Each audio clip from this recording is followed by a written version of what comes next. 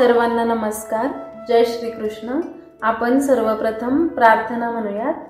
वसुदेवसुतं देवं कंसचाणूरमर्दनं देवकी परमानन्दं कृष्णो वन्दे जगद्गुरुं. श्रीकृष्णो वन्दे जगद्गुरुं. जय श्री कृष्ण. आपण पाहत आहोत अध्याय 2 म्हणजेच सांख्ययोग आणि आज आपण पाहणार आहोत श्लोक क्रमांक 52. श्लोक पाहूयात. यदा ते मोहकलिलं बुद्धिर्व्यतितरिष्यति तदा गन्तासि निर्वेदं श्रोतव्यस्य श्रुतस्य च श्रोतव्यस्य श्रुतस्य च. श्लोकाचा अर्थ पाहूया.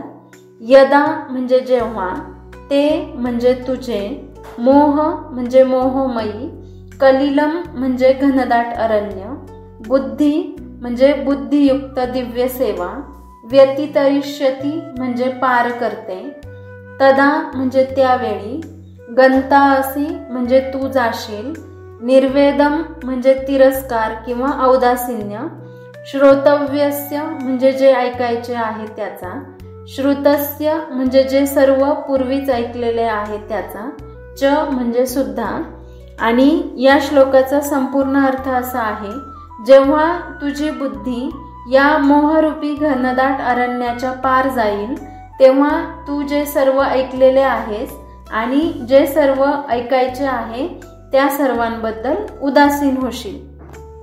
आता आपण हा श्लोक थोडा समजून घेऊयात. या संसारात अनेक गोष्टींचे आकर्षण असते व त्यांचा मोह होणे स्वाभाविक आहे. जसे आपण मोबाईल घेतला की त्यात कितीतरी वेळ अडकून पडतो, वेळेचे भान राहत नाही. भगवंत म्हणतात की या मोहरूपी दलदलीतून बाहेर येऊन आपली बुद्धी ध्येयाकडे लागेल तेव्हा या छोट्या मोठ्या आकर्षणात आपण गुंतून पडणार नाही. आपण 41व्या श्लोकात पाहिले की कर्मयोगात निश्चयात्मक बुद्धी एकच असते, परंतु अस्थिर विचार असणाऱ्या अविचारी कामनायुक्त माणसांच्या बुद्धी मात्र खात्रीने पुष्कळ फाटे फुटलेल्या व असंख्य असतात. कर्मयोगाबद्दल सांगण्यापूर्वीच भगवंत सांगतात की आपली बुद्धी प्रथम निश्चयात्मक हवी. आपले ध्येय काय आहे हे निश्चित केले पाहिजे. कामना आणि ध्येय यात फरक आहे. वैयक्तिक स्वार्थ मनात ठेवून केलेली इच्छा कामना म्हटली जाते, परंतु हीच कामना विशाल होते म्हणजेच समष्टीकरता होते तेव्हा ध्येय बनते. कुठलेही काम हे स्वतःसाठी नव्हे तर परिवारासाठी आहे व त्याहून मोठी कामना म्हणजे समाजासाठी आहे व अत्युच्च कामना म्हणजे माझ्या देशासाठी आहे असे भाव असतील तर ते मोठे ध्येय होईल. मनुष्याचे ध्येय उच्च असेल तर छोटी मोठी आकर्षणे त्याला मोहित करणार नाही. भगवान श्रीकृष्ण म्हणतात की आता तुझी बुद्धी मोहरूपी दलदलीत फसलेली आहे. आपण स्वतःला देह मानत असल्याने मोह होतो.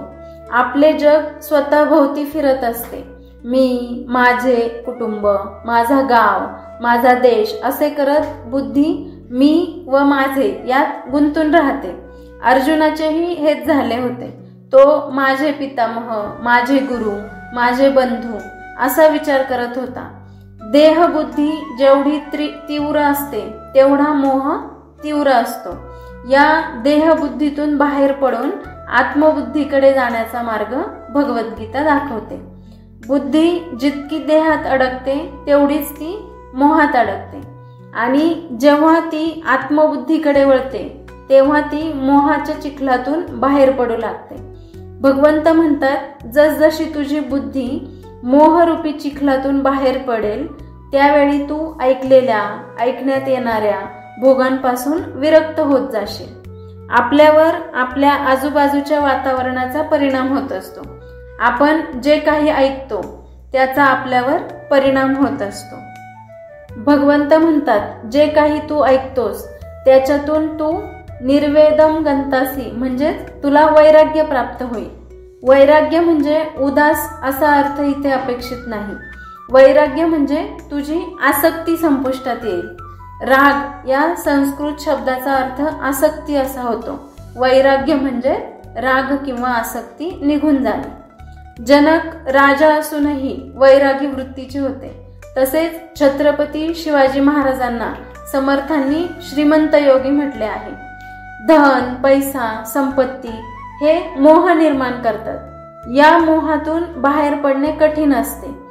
छत्रपती शिवाजी महाराज श्रीमंत असूनही या मोहातून बाहेर पडून योगी बनले.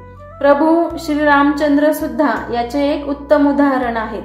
राज्याभिषेकाची तयारी सुरू असताना पित्याच्या वचनासाठी सर्व संघ परित्याग करून वनवासी होऊन विरागी होऊन 14 वर्षांचा वनवास स्वीकारला. अशा या मोहरूपी दलदलीतून बाहेर पडायचे असेल तर आपली बुद्धी ताळ्यावर असली पाहिजे. भरपूर संपत्ती असतानाही मालकी हक्काचा भाव सोडून विश्वस्ताचा भाव स्वीकारता आला पाहिजे. भगवंतांनी मला माझ्या अपेक्षेपेक्षा माझ्या क्षमतेपेक्षा कितीतरी पटीने अधिक दिलेले आहे. त्यावर मी माझ्या एकट्याचा अधिकार कसा सांगू ही भावना मनात पाहिजे. माझ्या संपत्तीत माझे गाव, माझा देश हे सर्व घटक समाविष्ट आहेत असा समष्टी भाव पाहिजे.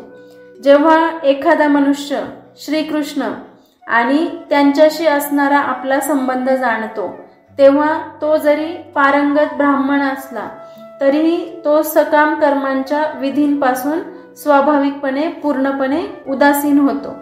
वेदांमधील संस्कार आणि धार्मिक विधी जसे की त्रिसंध्या समयी प्रार्थना, सकाळी प्रथम प्रहरी स्नान करणे, पूर्वजांना प्रणाम करणे इत्यादी गोष्टी सामान्य जनांसाठी अत्यावश्यक असतात.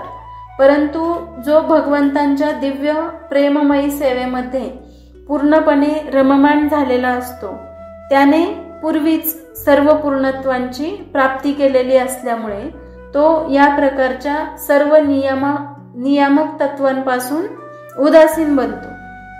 म्हणून भगवंत अर्जुनास म्हणतात की जेव्हा त्याची बुद्धी या मोहरूपी दलदलीला पार करून सर्व प्रकारच्या भोगांपासून मुक्त होईल तेव्हा तो इहलोकात विजयी होईल व परलोकातही त्याचे कल्याण होऊन पुढे येणाऱ्या भोगांपासून मुक्ती मिळवेल.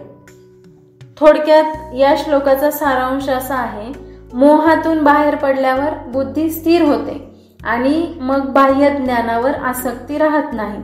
श्रीकृष्ण अर्जुनाला सांगतात की बुद्धी शुद्ध झाली की बाह्य गोष्टी, शब्दांचे ज्ञान, धर्मशास्त्रीय चर्चा या सर्वांमध्ये आसक्ती राहत नाही. तो त्याच्या स्वअनुभूतीच्या मार्गावर जातो.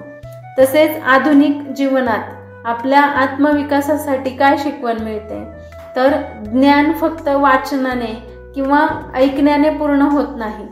अनुभव, वैराग्य आणि स्वानुभव यामुळे बुद्धी शुद्ध होते.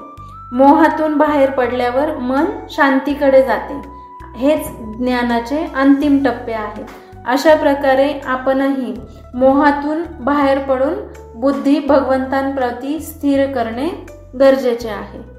अशा प्रकारे आपण दुसऱ्या अध्यायातील 52वा श्लोक समजावून घेतला आहे. आता आपण समापन प्रार्थना म्हणूयात. योगेशं सच्चिदानन्दौ वासुदेवौ व्रजप्रियं धर्मसंस्थापकौ वीरं कृष्णौ वन्दे जगद्गुरुं. श्रीकृष्णौ वन्दे जगद्गुरुं. श्रीकृष्णार्पणमस्तु. जय श्रीकृष्ण. धन्यवाद.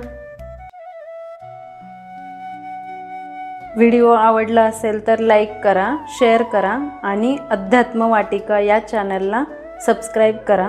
तसेच नवनवीन व्हिडिओजचे अपडेट्स मिळवण्यासाठी बेल आयकॉनला क्लिक करा.